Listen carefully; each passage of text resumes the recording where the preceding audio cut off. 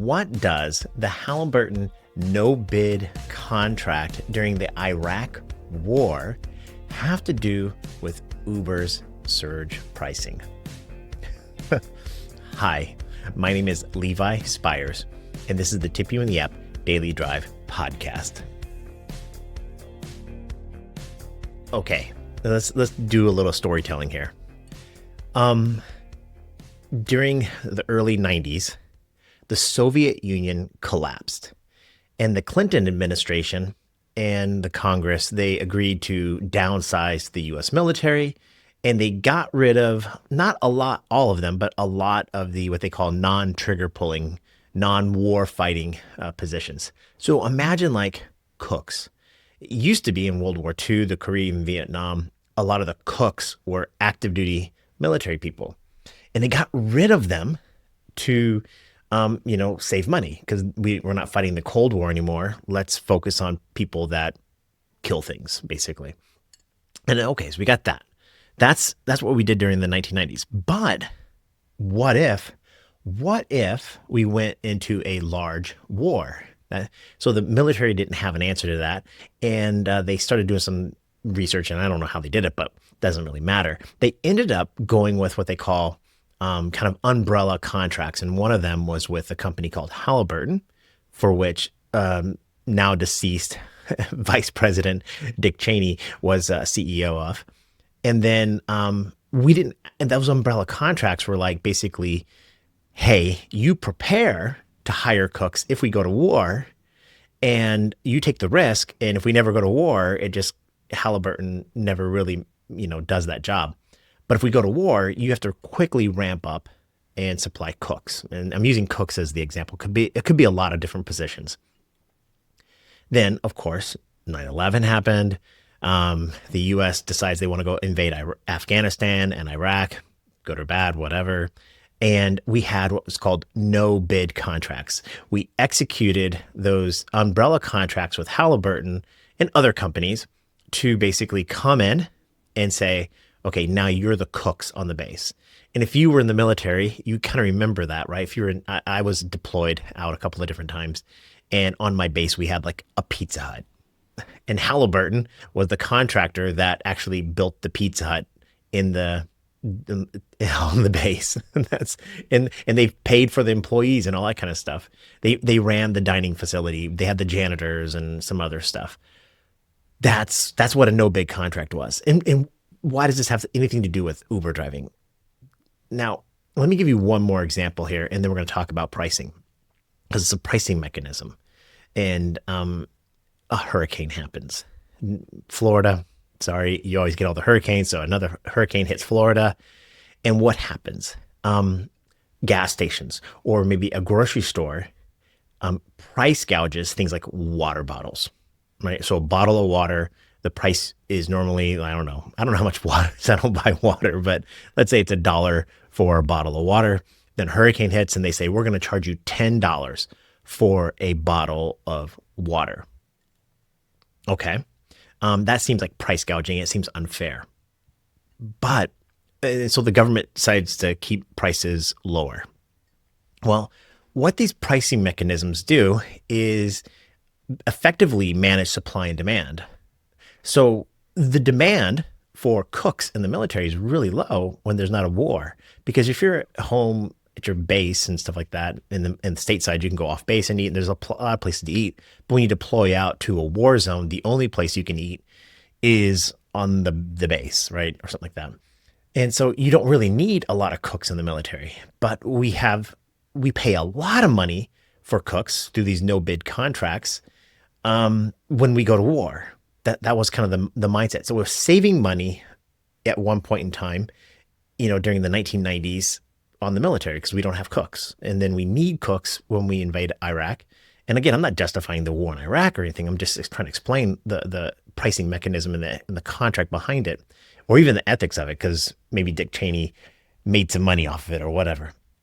So I'm not trying to justify it, just trying to explain it. And the same thing is true with a grocery store charging $10 for a bottle of water during a hurricane. Because what happens when you charge $10 for a bottle of water during a hurricane is all the people in Georgia and Mississippi and all around that are nearby states, or even New York or California, whoever go, oh my gosh, bottled water's $10 in Florida right now. Let me load up my car with bottled water and race down there because I can make a big profit.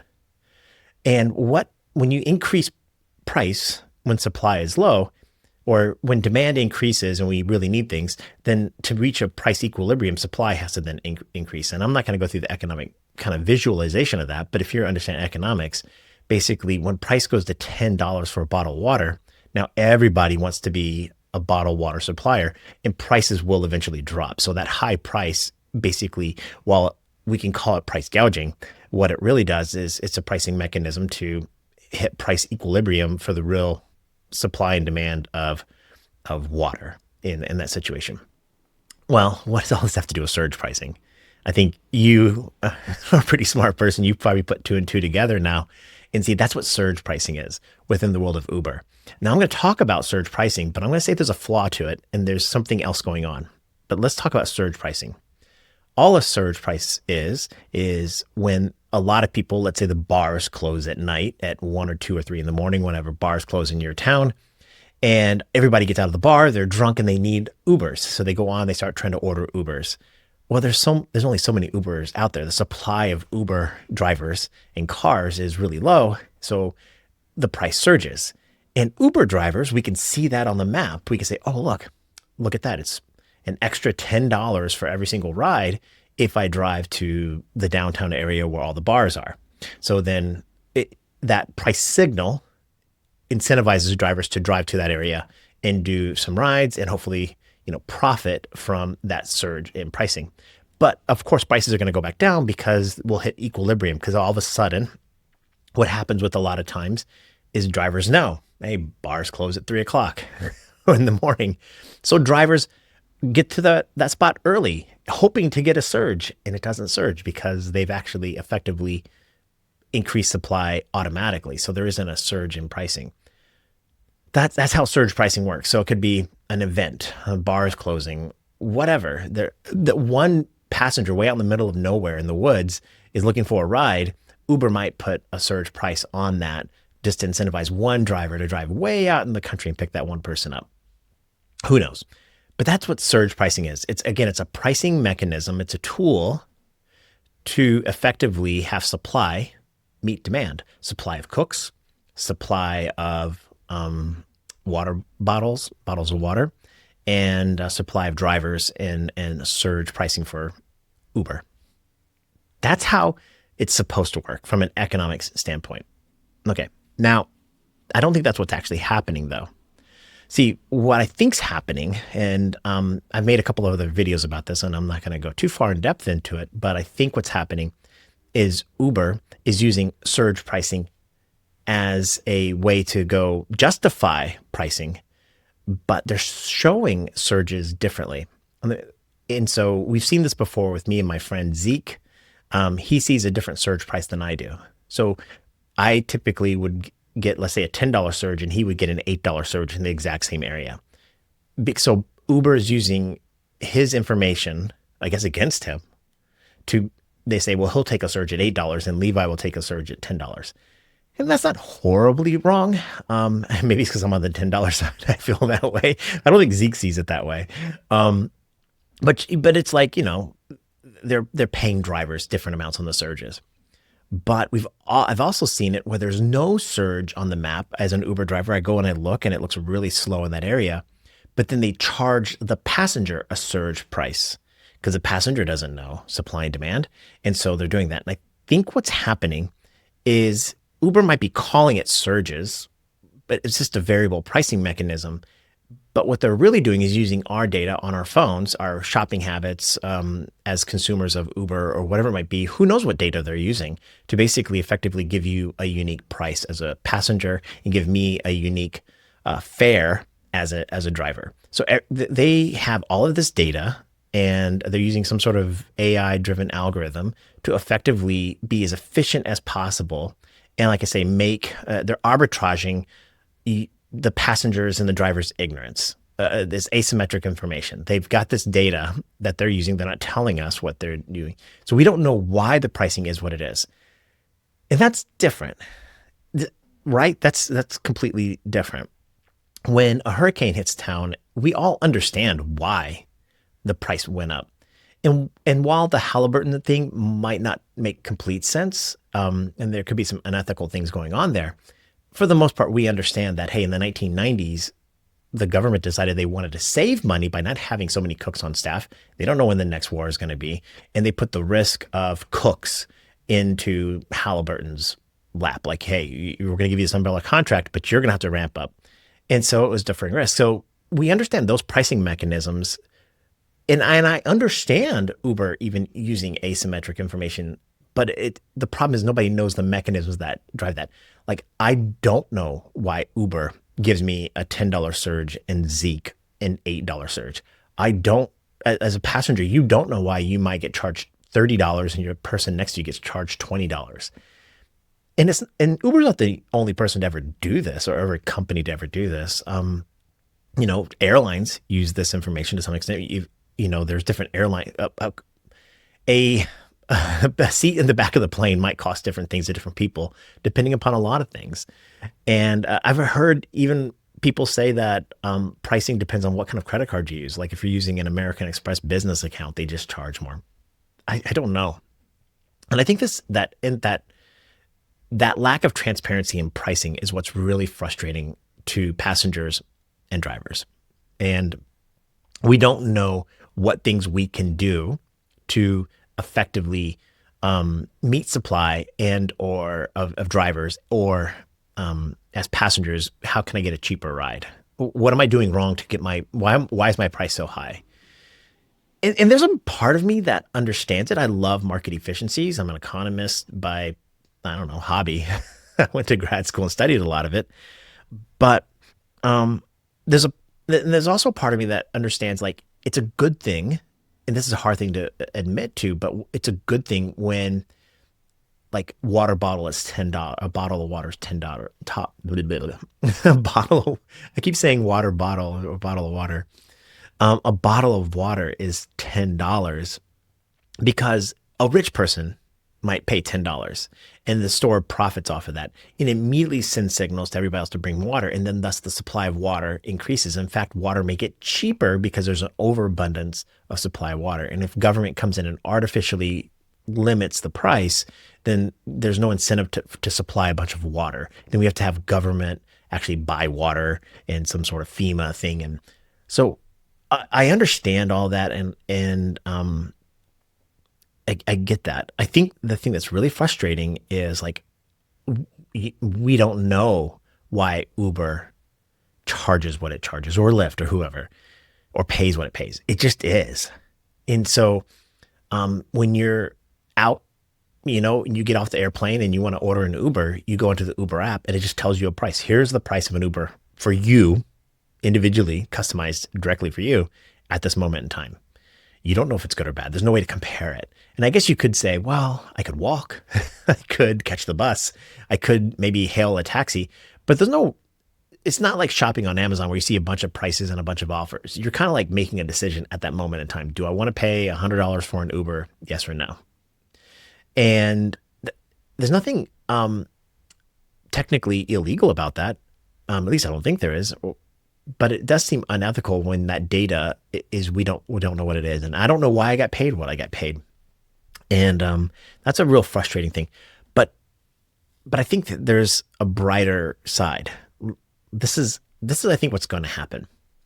Elon Musk was on the Joe Rogan podcast a week or two ago, and he talked about our phones becoming basically AI interfaces, where we're going to put as much AI onto the phone as possible. And then you're not going to try to use bandwidth or some sort of data center to use AI.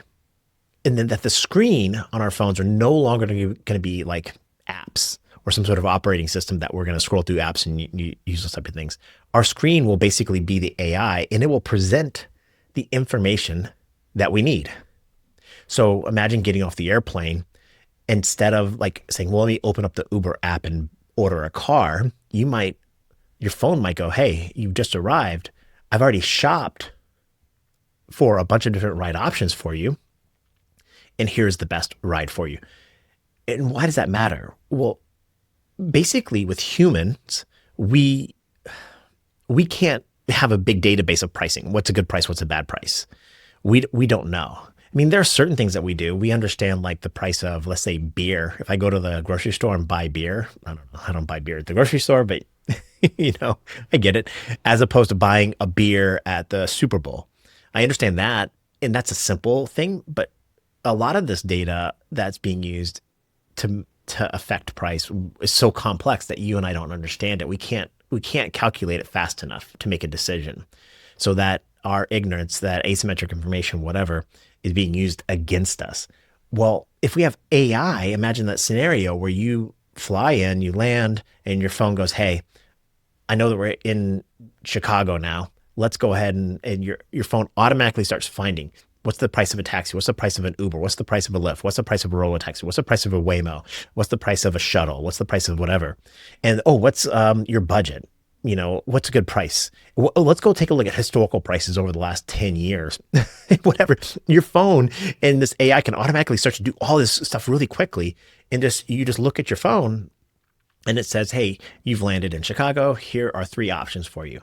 I think this Uber ride is the best option for you." And I found a guy, his name is Levi. He's going to be your driver. Click this. I don't know. I hope it's me. I'm not driving in Chicago. And when this happens, they'll be all autonomous cars anyway. But yeah, so what does that all mean? Okay, so Uber is not a transportation company. It is a gaming app that uses, again, data to arbitrage driver and passenger ignorance to basically, that's how they make their money. But in the future, we'll have AI interfaces potentially that are going to negotiate for us with a lot more information. So it's not going to be asymmetric. Now it'll be like, we'll all be working, not necessarily off of shared databases, but definitely a tool that can negotiate better for us quickly, instantly, and find a solution for us. And what does that mean for Uber? Because Uber doesn't have cars. That's the thing that gets me every time. Every time I start thinking about this, and I find it fascinating, because I love Uber driving and as a driver, but I'm the one that's physically doing the work. At the end of the day, the person gets in my car and I actually drive that person. I'm the one that maintains the vehicle. I'm the one that manages all of that. Uber doesn't do any of that. All they do is find the passenger, negotiate a price, find me, negotiate a price, and it's good. It's a good thing. I understand there's some unethical, maybe even immoral things when it comes to this variable pricing, but that's what it is.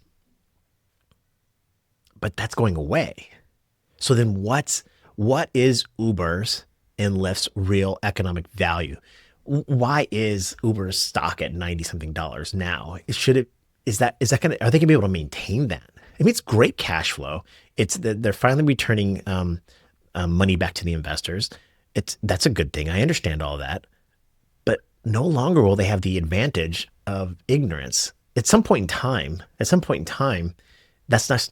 going to be an advantage. So that's the thing I think about often. Yeah, I wish I spent more time thinking about things like, I don't know, other things, but I really enjoy thinking about economics and this. So in summary, the surge pricing is just a way to have supply and meet demand, whether it be some sort of, and I'm calling it surge pricing. I know it's a lot. If you're an economist, you can critique me all you want. Halliburton is another pricing mechanism. There's no big contract, but it's like a surge price. That basically is Halliburton. You're invading Iraq? Well, here's a surge price. Yeah, I know you need cooks, and that's no bid. You got to pay it. And same thing's true with bottled water. It's during a hurricane, it seems immoral and unethical to charge $10 for one small bottle of water, but people need it. But that pricing mechanism sends the signal out to everybody else, "Hey, hurry up and bring some water down there because people are going to need water. And water's $10. Let's go get that sucker. Let's go get that bag." And then, of course, price drops because an over and abundant supply of water hits the market. And the same thing is true with Uber and those things. It's that asymmetric information like my phone battery or what credit card did I use. It's like Uber's using other data. How much has that passenger tipped in the past? Can I charge a little bit more? Maybe get some of that tip money, so they don't feel like they want to tip the driver because whatever. And they do it. They trick us as drivers all the time. And you can go back and watch other videos. They give us like data that is not necessarily effective in making a decision on the price of the ride. And that's going away. That's going away at some point in time. It could be a year from now, it could be 10 years from now, but that's not going to be there forever. And so I think, what's the future of Uber? Is the negotiation or their partnership with Lucid, right? Their partnerships with Waymo, because I think recreating that database is something that Tesla could do, but Tesla manufactures cars. That's the thing. Tesla manufactures cars. They're actually building cars that somebody's going to use, whether it be Uber, Waymo, Lyft. I don't know, somebody. Tesla or Uber doesn't, and Lyft, they're not building cars. They're not driving people. They're not physically doing the work of it. They're just a middleman. And I think the days of the middleman are going away. The value of a middleman is going away. I don't know. What do you think? I appreciate each and every one of you. If you're a passenger or driver, passengers, I love each and every one of you. The stories, I feel a joy of meeting you here in Syracuse or wherever else I might connect with you. And with my fellow drivers, people just don't understand it. For the drivers, you and I both know it's a different thing than what people think it is. They think it's just driving a car, but you and I know it's so much more than driving a car. And especially, in unsafe environments, bad weather, passengers trying to, make false stories about you. It's so difficult for a job that pays just barely above minimum wage, if that. And it's a struggle, hoping to earn a tip, and I get all that. So my fellow drivers, I want you to be safe. I want you to be healthy. I want you to be happy. I want you to make as much money as possible. I really do. And I want you to enjoy the ride. So for 2025, do your very best. Take some advice. Do your thing your way. And know that I am cheering for you. Be well. Bye.